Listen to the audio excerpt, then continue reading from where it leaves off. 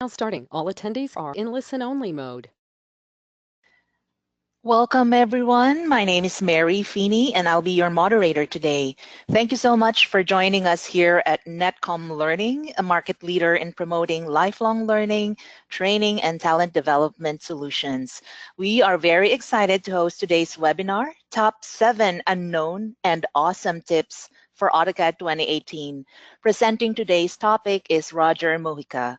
Roger has over 20 years of experience working with challenging projects in the management and support in CAD and 3D studio systems for architectural firms, interior design firms, and engineering companies.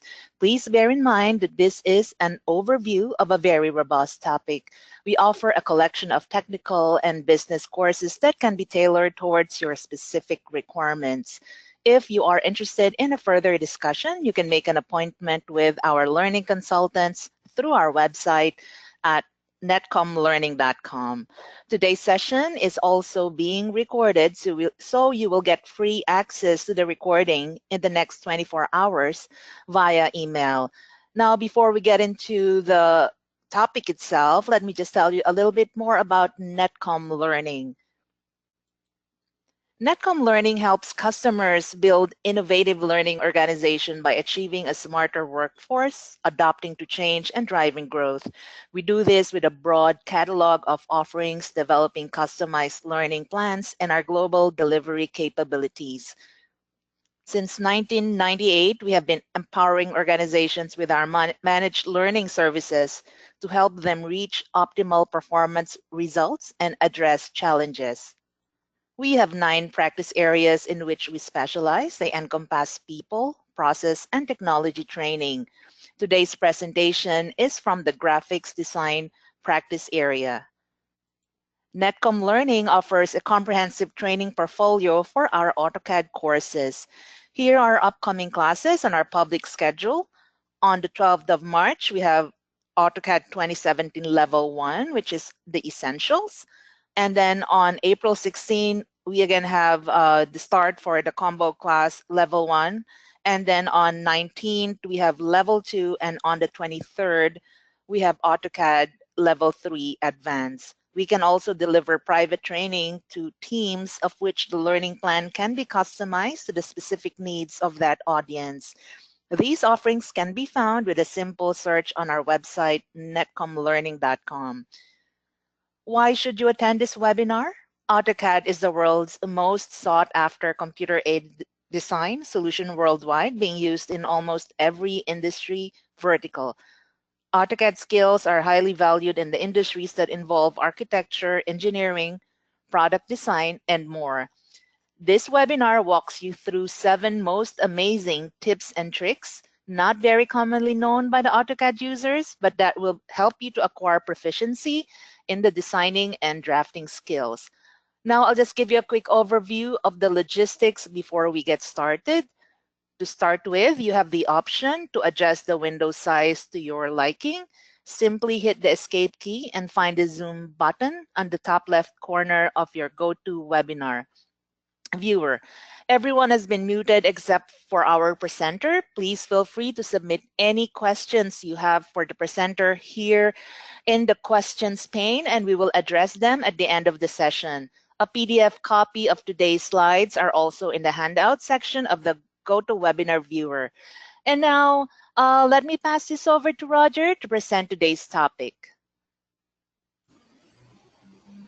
Thank you, Mary. Over to you, Roger. Thank you. Thank you very much. So thank you for the introduction. I really appreciate it. Let me start sharing some information about our webinar today. As Mary mentioned, it's 7 more unknown and awesome tips and tricks from AutoCAD.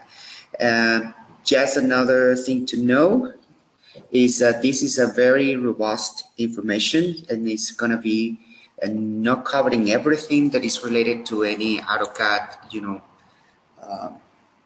tips and tricks. There are so many of them. Most of these tips and tricks that I'm going to try to share with you today might be something that you know, might be something that you forgot, or might be something new for you. So I hope that everybody can enjoy it, and let's have fun. One of the things that is interesting to about these tips and tricks is that first is helping you to acquire some tools that become much more proficient and productivity within AutoCAD. Identify areas where we can actually draw more complex in AutoCAD tasks and in fewer steps. Some tips and tricks that we can discover from these awesome people, veterans and gurus that they have been using AutoCAD for so many years, and going beyond software fundamentals and moving into more proficiency. That's the goal that we might have today for this webinar. Things to take in consideration are primarily 7 types of tips and tricks that I collected from all of these gurus and veterans in AutoCAD that I personally have been enjoyed it and learning these kind of things. It's about blocks, and we are all very useful to blocks. So I'm going to give you a small tip and trick that probably is going to be something that you'll really enjoy. About customization, the user interface, the UI, usually we have some troubles to customize some of them.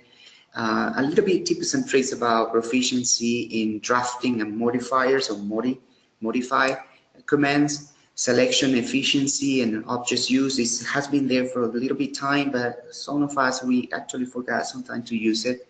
Action recorder has been there since AutoCAD 2008, and many people use it. Many people are kind of intimidated in using it. I'm going to give you a couple of tips and tricks how to use them and how you can actually later on think about how can you apply that into your daily routine within AutoCAD. That will be something that it will be interesting to you to know. And some tips for layouts, and the latest version of AutoCAD 2017 actually brings something interesting for all of us. We were expecting that for a long time, is how to convert PDF files into AutoCAD files. That is something that we can actually learn here quickly. So let's move on and let's start with some presentation here. One of the first tips and tricks that I mentioned to you is about blocks. So how many of you have ever encountered this situation? Let me share this file with you, that you need to explode a block. So usually we go to the modify, go to the explode command, select the block, and then when we hit enter, this is what happens. Usually we get a little bit intimidated about this, and we get a little bit disappointed because this is a block with attribute. We all know about blocks with attributes. So what happens when you explode a block with attributes? This is going to happen. It goes to the original attributes, the way that they set it up, whoever set it up, these attributes. So let me give you a tip and trick. Instead of exploding the block, if you need to explode it, you need to convert this block into regular, the simple elements. Use the command most of you might know, some of you might not, knowing that this command exists, burst. If you use this command, burst, and select any block with attribute, once you hit enter, this is what it happened. And now look at what is happening here. I have my original, the way that it was, text already set up, and there are text you can see here on my properties. There are regular text, and obviously all the other elements becomes just simple elements as they are. In this case, I have a line and a circle. So instead of exploding a block and then destroy the attribute, and then you have to redo the text that originally was there, use the burst command. I'm going to type it again. The burst command will help you to explode those blocks with attribute without actually deleting the original text. I have another block here with attribute. You can tell that there's a lot of attributes here in this title block.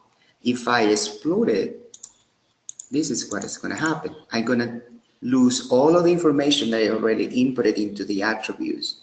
You don't want to do that. You want to use the burst command and then explode this block if it's needed, but you keep your original information set up as a text. Simple tip, very important, very good to use. The next tip, I'm going to switch to another AutoCAD view. Most likely you might know, you might be able to know this. This is a tip and trick about using the user interface. How can we can customize the user interface? So we all are used to these tabs that we can actually switch in between the files instead of using, the regular view switch windows, like you can tell here. There's a small tip and trick here that is becomes very handy in these latest two versions, 2018 and 2017, is that you can actually click the tab and you can drag in and relocate it, these tabs, these files. So you want to have organize these files in the way that it really makes sense to you, or actually organizes in a way that it will be better for you to navigate through. You can click and drag and then brings those tabs all the way here. You can tell that I have A1, A2, you clicking and dragging and you can relocate it, these objects here, A2, A3, then you can tell how easy it is this to all of us to organize these tabs, and the files will be organizing in a really good way that we can navigate through all of them. So I have A5, I have this one here, S01, X02 is at the end, look at now here, X03, and so forth. Now look at my project, is well organized. This actually is sheet sets, and I have it now organized in the logical way here in my user interface just by clicking and moving the tab. You can do that now. It's a very good way to organize the way that you have all of your files open so you can navigate in a logical way. If you now here go to switch, you're gonna see that the files organization well organized, S01, S02, 3, 4, 5, and so forth. And then that will give you a little bit more time and be working in a little bit more proficient way. Another thing that many people might not know, and I'm gonna open this file about the user interface, is how we can actually navigate by the layers. If you look at this file, I have to go to the Home tab to go to the layer properties, and here in the list of the layer, get a sense of how many layers I have. This is a pretty decent file, but sometimes we have file with 100, 150, 120 different layers. Sometimes if we are doing something here in the Manage tab and in the View tab, then we have to go all the way to the Home tab all the time if we want to bring up the Layer Manager. Why don't you go to the Layer Properties, right-click on the mouse, and you actually can add it to the Quick Toolbars. So when you do that, now look at what happened. Then I have here my layers automatically set up for me. So that is a quick way to, that's why they call it Quick Toolbars, because we can go quickly to the Quick Toolbars, click on that icon, like in the old versions of AutoCAD, and then we can have access to the Quick. Actually, I have it twice here, have it already set up. So you simple right click there, remove from the Quick Toolbars, and then you later can take it off.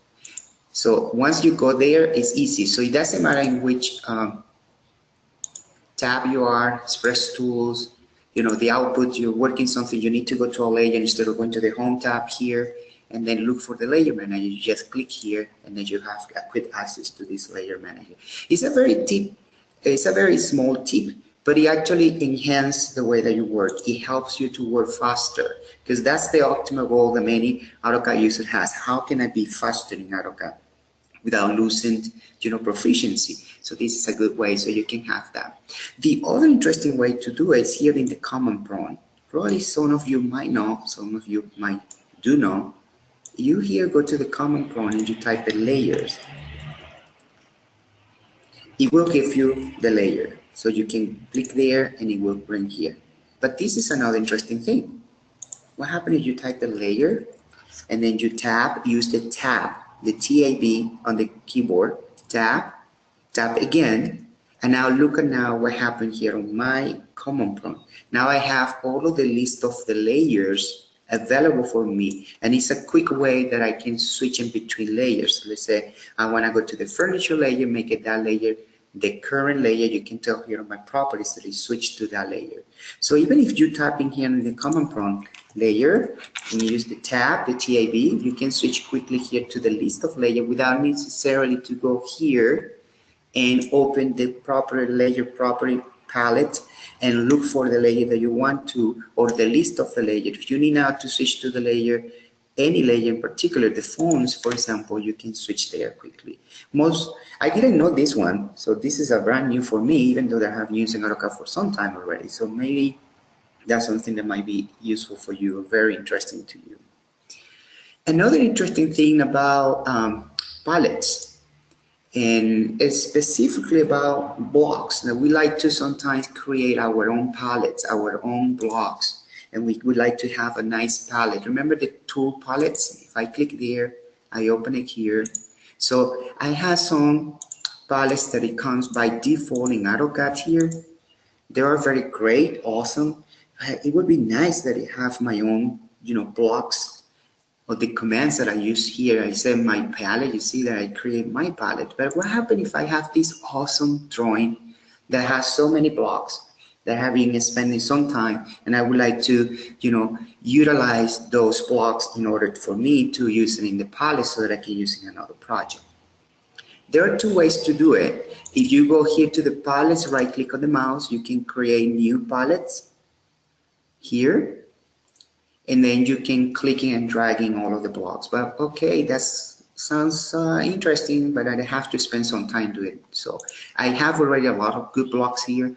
So this is the interesting part. If you go also to the Design Center, the Design Center is a very old application that we use in AutoCAD to actually navigate and steal, so to speak, stealing or taking from other file anything that we can put in this file, and actually is a good thing to speed up the process. So it's actually content that we can take from another file and put it here.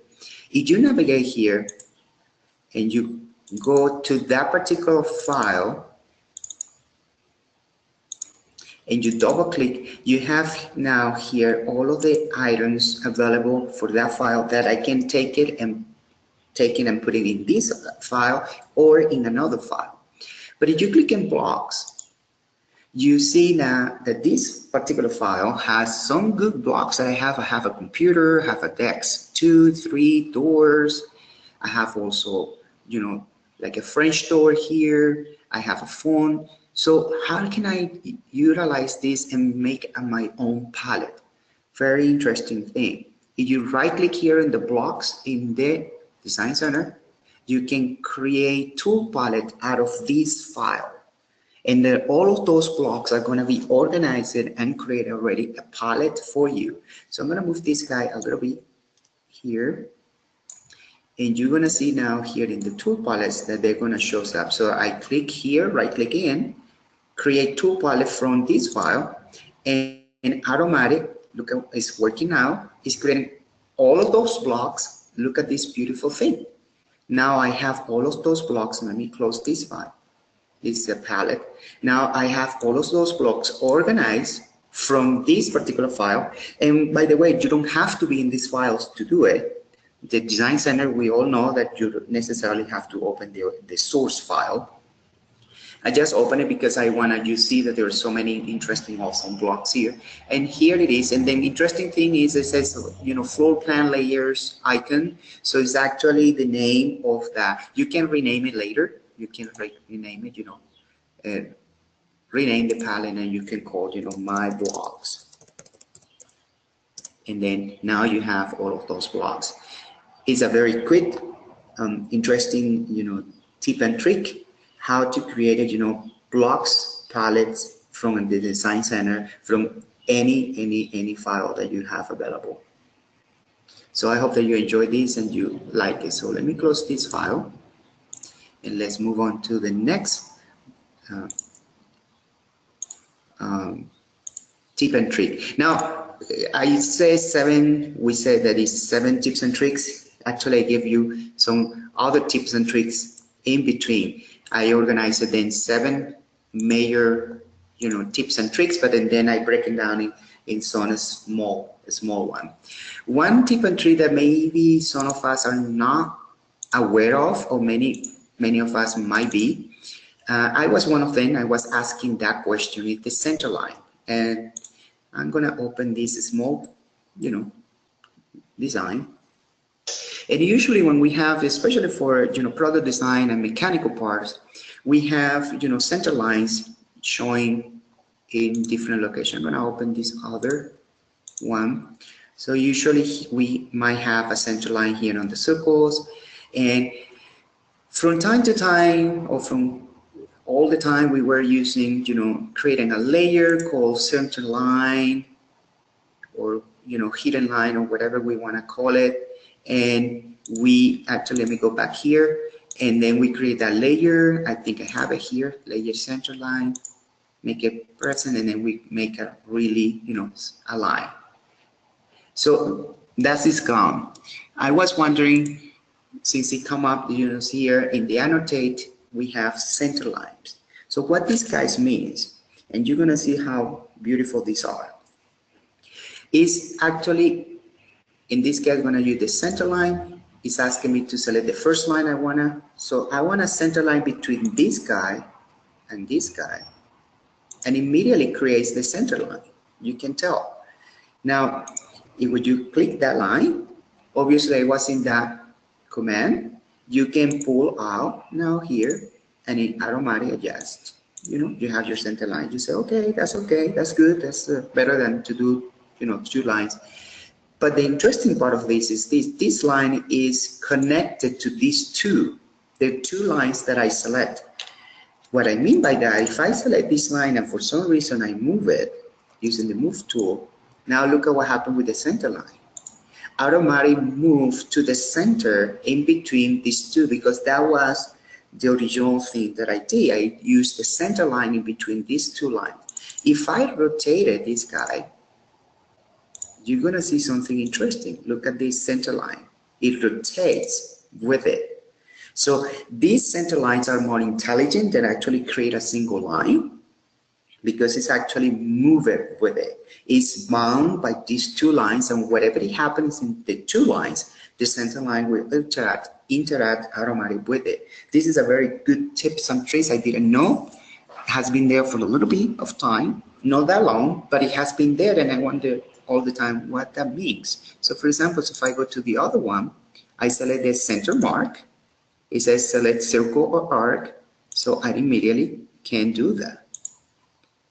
And then what happened with this guy is that if I make this circle a little bit bigger, you can see that the center lines, or the center mark, goes a little bit beyond the circle. So it will adapt automatically with the circle. If I move the circle, I don't need to select the center lines to move with it.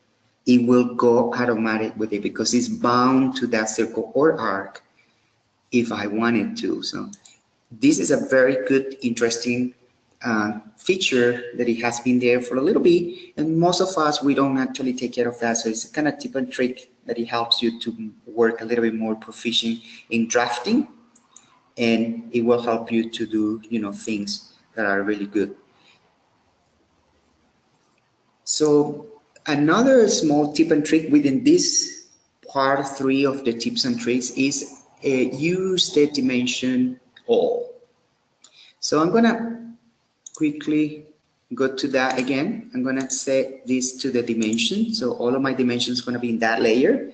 So most of you probably know this very well. But we used to do linear 2 dimensions between point A to point B, click, and then go there. That's fine. That's okay. It doesn't look bad. And I'm gonna delete it. But if you use the dimension, it's interesting that it has kind of a little bit sunshine there, so it's kind of happy. So look at this. If I go dimension, if I move my mouse here, now look at what happens. So it actually select the entire stream there of that line, and when I click, immediately click, it plays the dimension. So it will automatically create the dimension for me. So look at this. In matter of minutes, I can have dimensions set up in everything here. Even here, if I select this guy, look at that. If I move it out, it will create the diameter inside or out. Quick dimension. In minutes, I can actually have all of the dimension in the right layer. I don't necessarily have to be in that layer. Here in my home tab, I'm in layer 0. But get used to set up the layer here in the dimensions. So automatically when you create dimensions, you go to the right layers, you set up whatever you have your dimension style, and then use the dimension all, dim all. Automatic will help you to turn a quick drawings into all of the dimension and all of the information that is needed. This is a very good, fast, tip and trick to use dimension all. There is another in this, aligned with this, in how proficient we can be in drawing and modifiers. So this is a very interesting tip and trick. I didn't even know either that it exists. What happens if I want to trim this guy? Enter from here, enter, but at the same time I need to extend to the same line of boundary this guy. So it sounds good. And when sometimes we will rely on in the fact that we are really fast clicking in AutoCAD. That's a very common AutoCAD, mindset. But you can use either extend or trim to do both, commands at the same time. How come? If I'm going to extend to this line, enter, I can extend this guy, but I can use the same one to trim here. You see, I haven't exited the extend command, but if I use the shift and I now hover over here, it will trim at the same time. And enter to finish. So you can extend and trim at the same time if it's a common, boundary, without switching in between the two commands. I'm going to do it again. So what happened here? I can extend to here. Enter. Well, in this case, I can only extend. I don't have any other line there, but I'm going to use it here. Look at this scenario. I want to use the extend to this line. Enter. Extend all of these lines here. And without X extend, I'm going to hold in shift, and then I'm going to delete all of these other lines by trimming these guys. So in one command, I have this situation.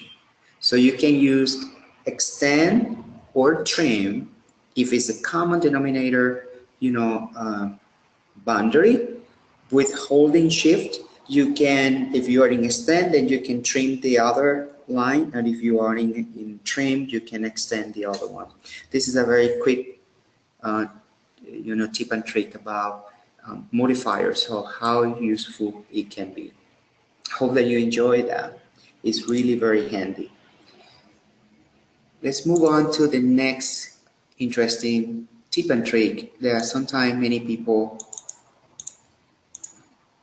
get scared with something like this.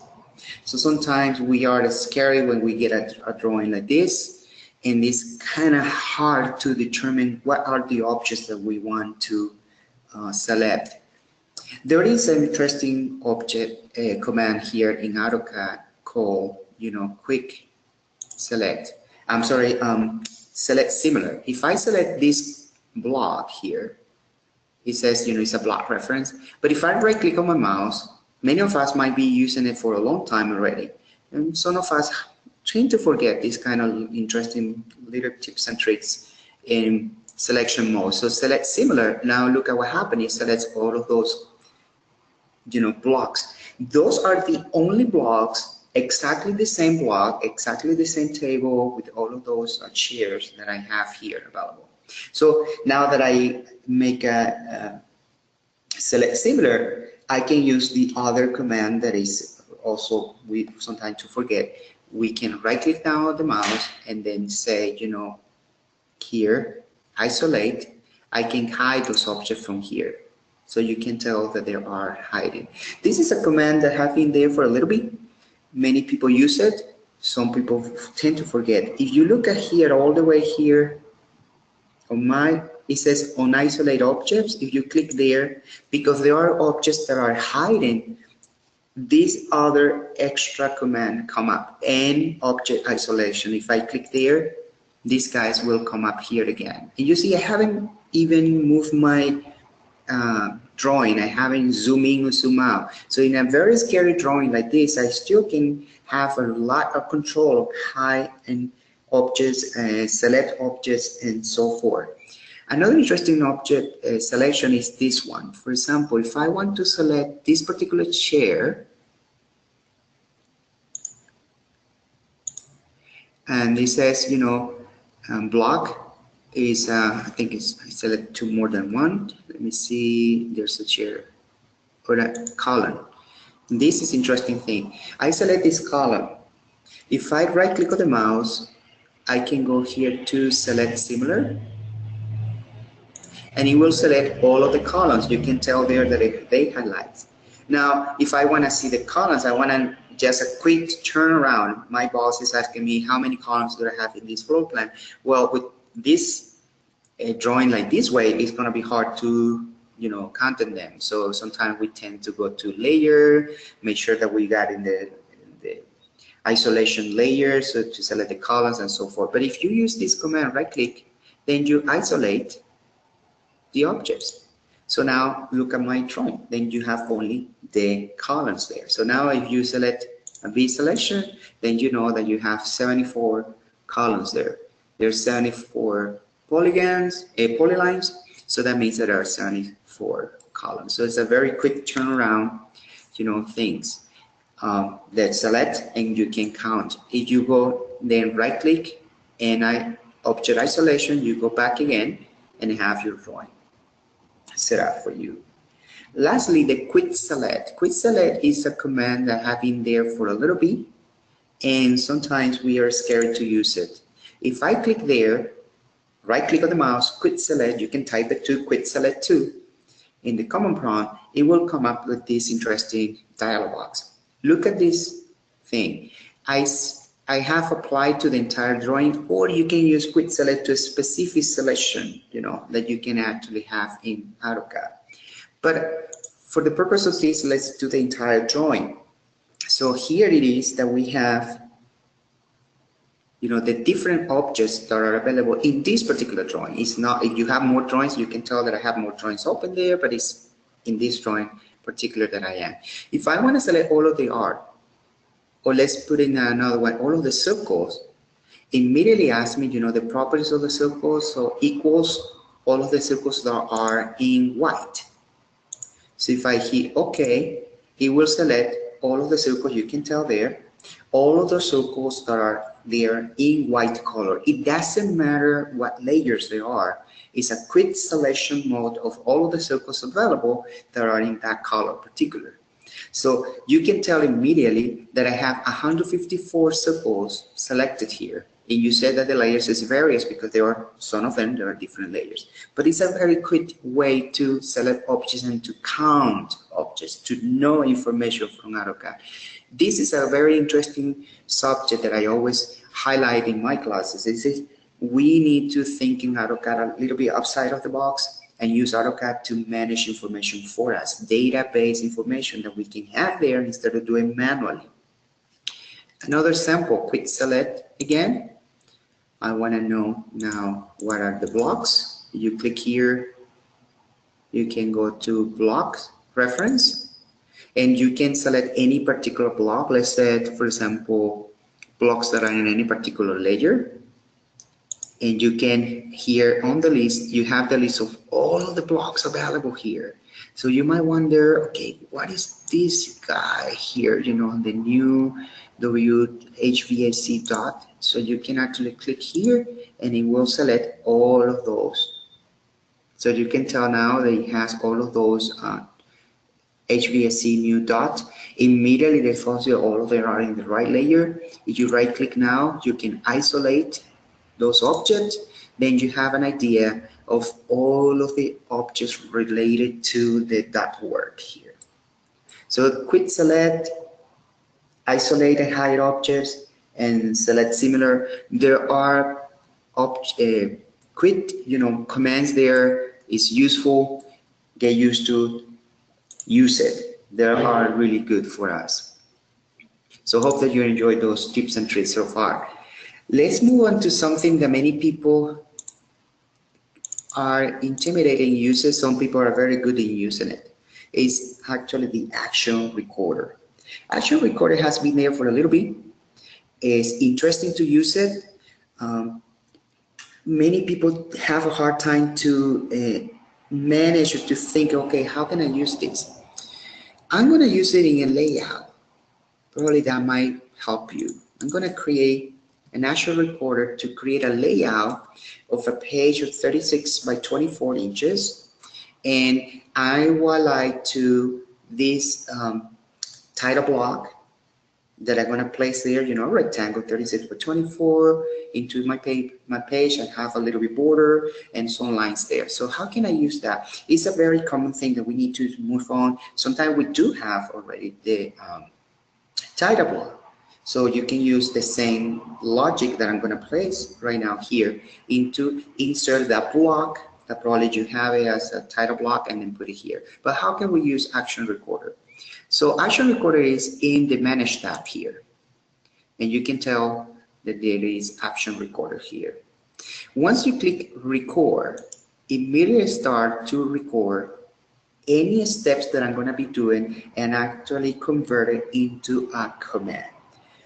Just a word of advice here. Once you are in recorder, in action recorder, you need to type all of the commands because that's the way that action recorder will actually create a list of all of the steps that you need to. But it's beyond there. You're going to see there.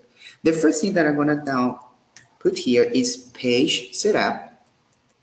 And you can tell that it goes to my page setup.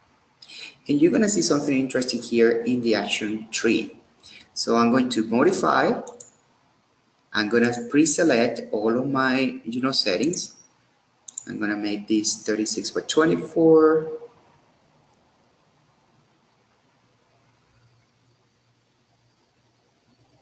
I'm going to use this one. I'm going to so far leave it like that. Hit OK and hit close. You can tell here that the action recorder recorded that. And you can tell that my layout already is 36 by 24. Now I'm going to use rectangle. I'm going to create kind of a small title block here. From here to here. I'm going to use offset. I'm going to offset it maybe, half an inch. I'm going to move it here. I'm going to make now enter.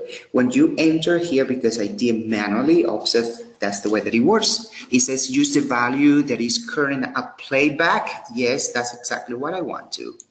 So it will record it here. You can tell here it says enter. The first thing is the page setup, then the rectangle, then the offset.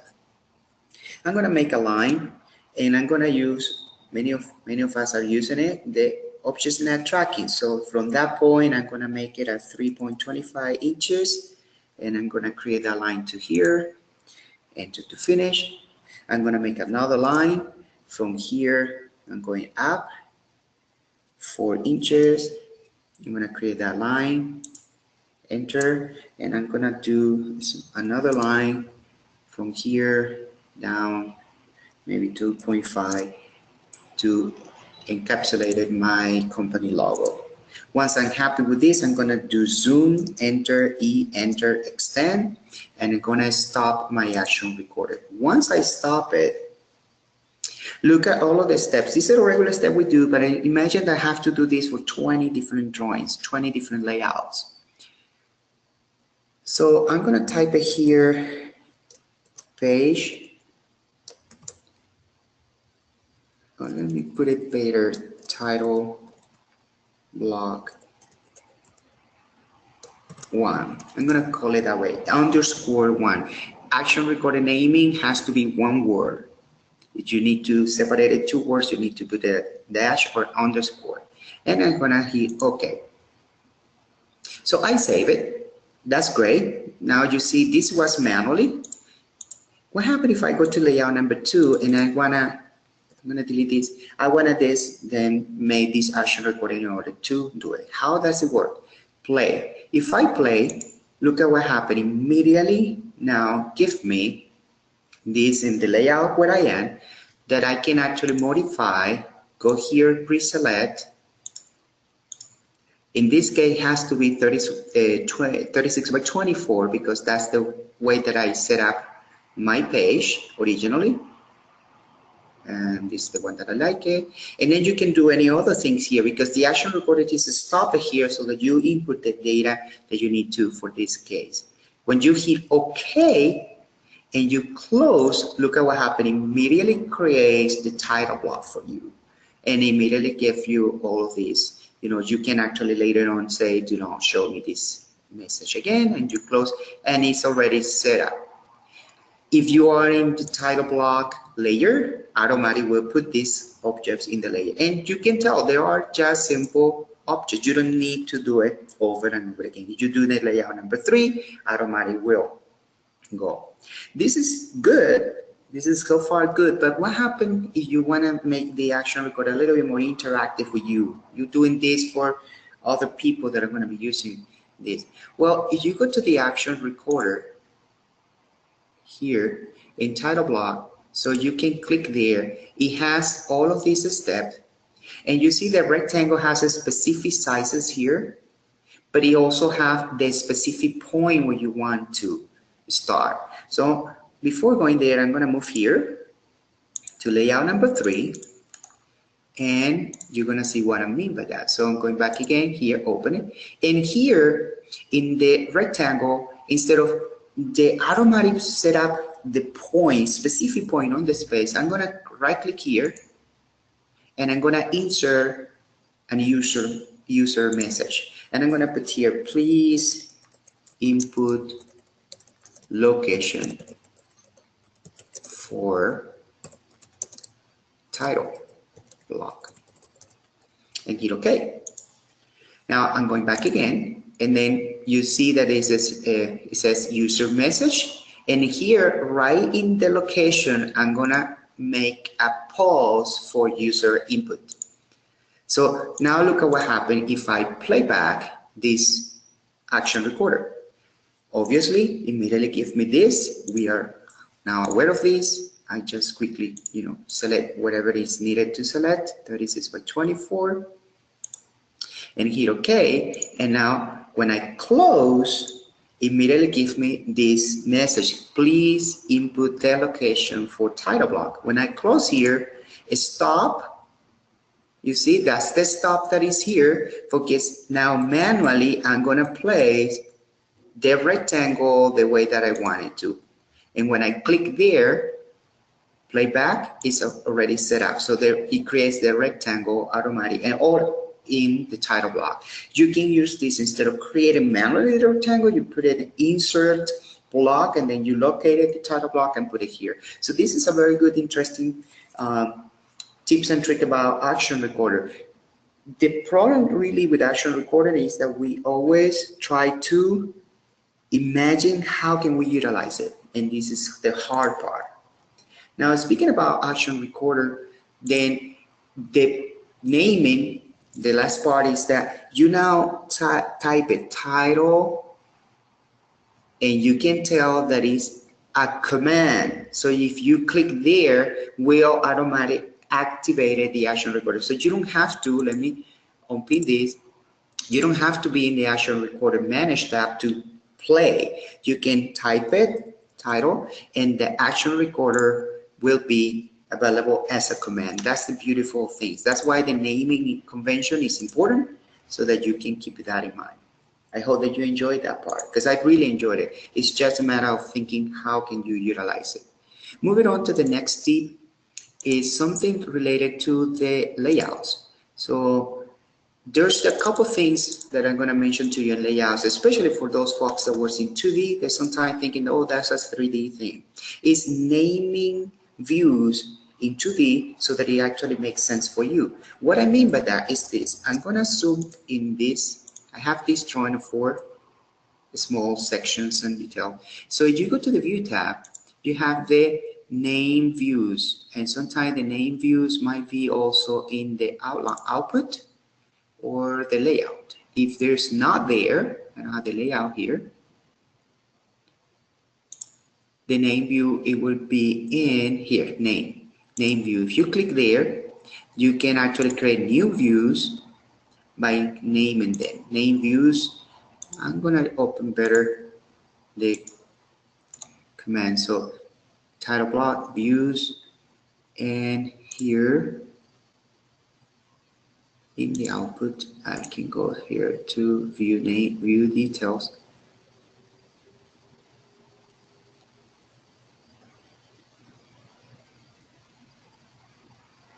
Name views are not here. Let me see where I put it because I have it set up here. The name views are very useful when we want to keep those things very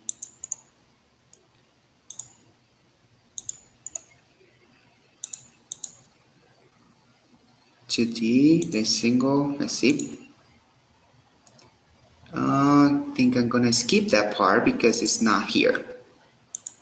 What I want to is that name these different views, you know, level section 1, section 2, section 3. So when you go to the title block, instead of you navigating through it, you are automatic, you know, you find those views names already set up.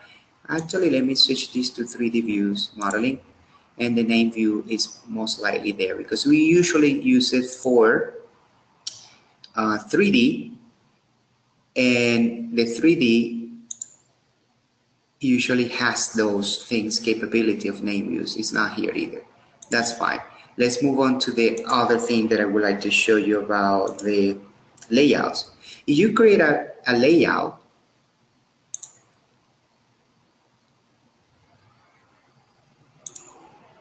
create a small layout here. Usually we do this. We set up the layout. Let me do it with the first one. We set up the scale. 132 is too small, so probably 1/8 start to be better. 360. I'm kind of happy with that. 1/4, perfect. I'm gonna lock it, and once I inside, I can go to the layers and, you know, here right click, convert them all into, you know, the black color, so that these guys are already set up in black color. I also do all of those things that you know here now at the viewport, you know, that you can use now. So specific, let me unclick in this one. So specific, you know, thickness, some specific layer you want to maybe be in a specific color, and you want all of that kind of interesting things happening. Once you finish, then you create a new viewport. Then you have to go here and then move here and we'll do all of the process. Instead of doing that, I'm going to put here scale to fit. Use the match property, the regular match property that we all are used to. So use the match property from this viewport, and when you apply to the other one, automatic set up everything here of the viewport. The only thing that you need to do is to look up the specific view that you want to. And you can tell that I did actually change the color. There's some specific layer I want in this color ZM, but it's already set up. You can tell that the scale is 1/4. It's already locked. So if you happen to have many views in one particular layout and you want to match the property of all of these, so keep it in mind that you can utilize this. Well, we have 3 more minutes. Let's do this quickly. Let's open AutoCAD Imperial template and let's speak about PDF files. So how can I convert PDF into AutoCAD?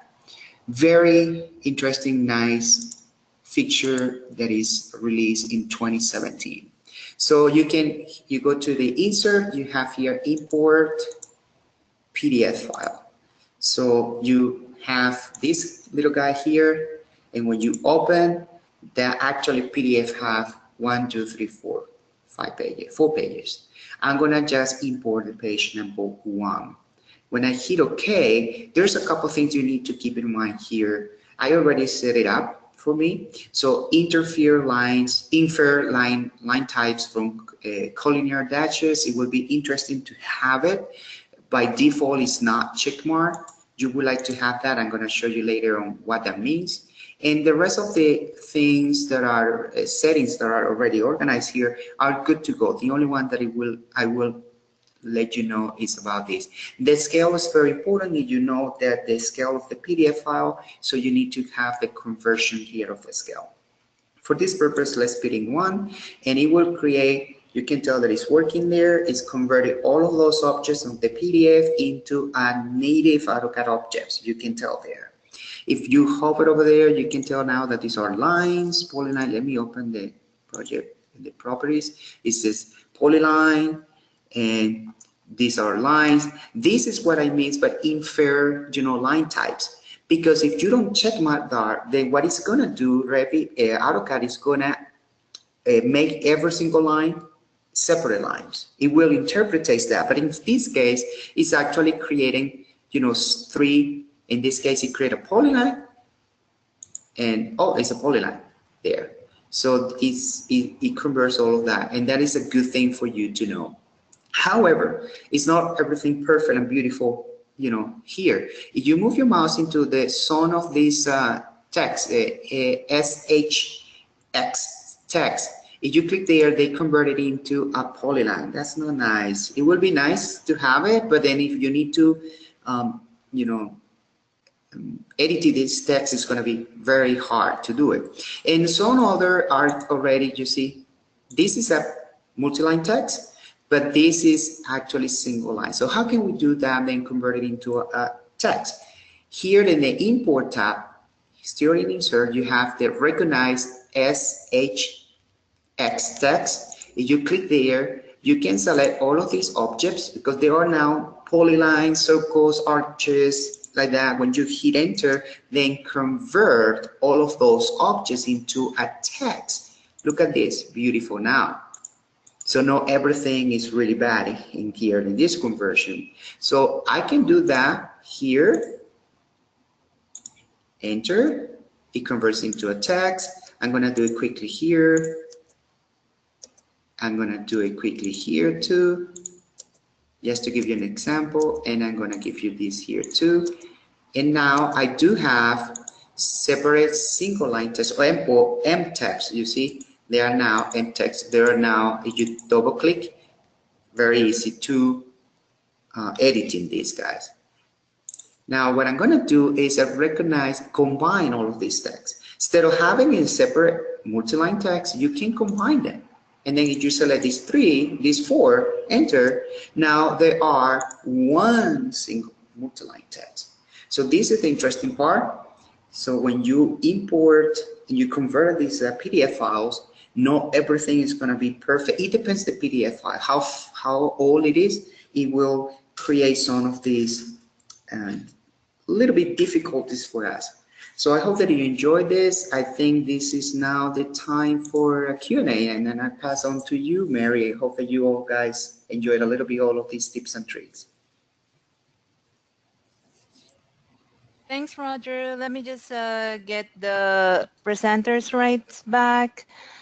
And we'll have some polls, some more information that we'd like to share. And that was those are awesome time-saving tips and tricks, Roger. They're very informative. So let me just discuss a couple of information with you. We're celebrating our 20th year, and we are offering our best-in-class IT and business certification training, and we bring you unbeatable 20th year celebration offer by giving you 50% off on some of our popular courses. Again, let me just repeat the upcoming courses that we have that you may be interested in joining. We have level 1, which is the essential, scheduled on March 12.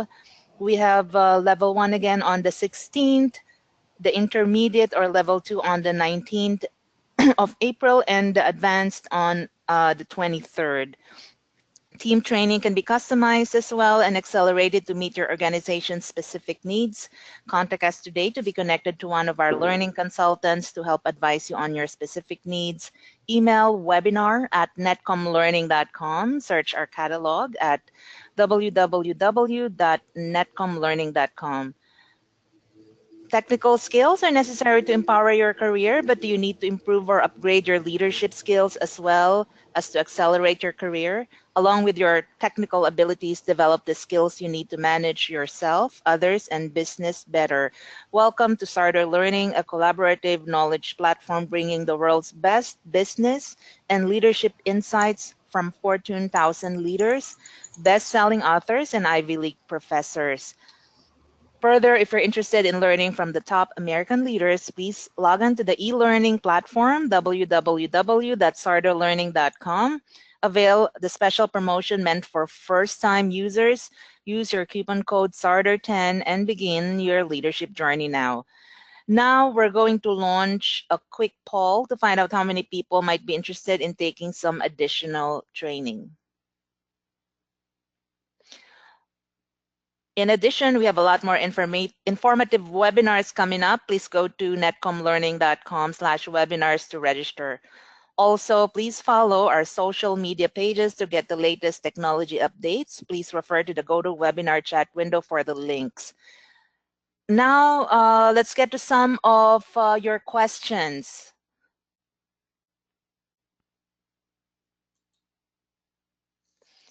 Roger, are these tips and tricks also available? You did mention some of it were already on the older versions, right?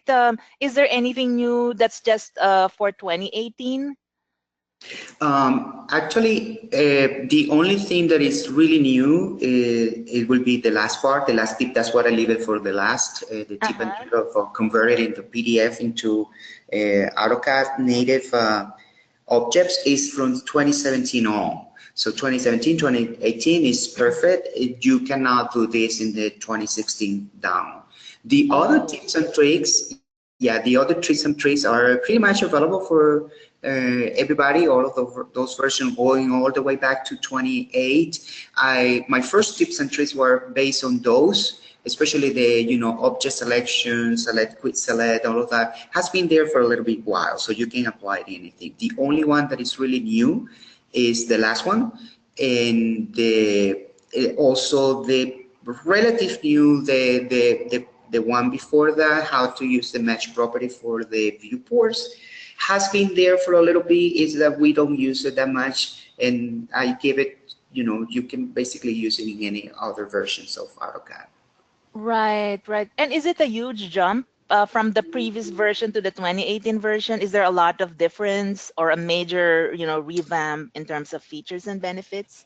Between 2017 and 2018? Yes.